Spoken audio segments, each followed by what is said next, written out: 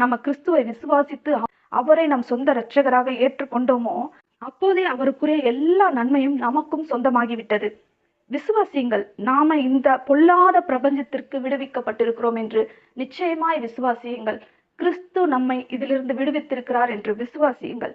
இந்த பொல்லாத உலகத்தினின்று நாம் விடுவிக்கப்பட்டிருக்கிறபடியினாலே திரும்பவும் நாம் என்ன பண்ணக்கூடாது, அந்த பொல்லாத காரியங்களை செய்யாதபடிக்கு நாம் நம்மை காத்து கொள்ள வேண்டும்.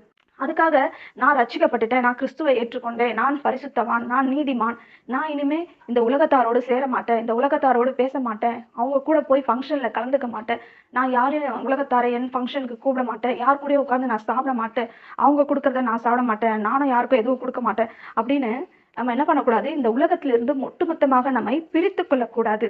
அவங்க கிறிஸ்துவை அறியாதவங்க தான். ஆனா இதுக்கு முன்னாடி நம்ம எப்படி இருந்தோம் அதை கொஞ்சம் யோசிச்சு பார்க்கணும். இதுக்கு முன்னாடி நாமளும் அப்படித்தானே இருந்தோம். நமக்கு யாரோ ஒரு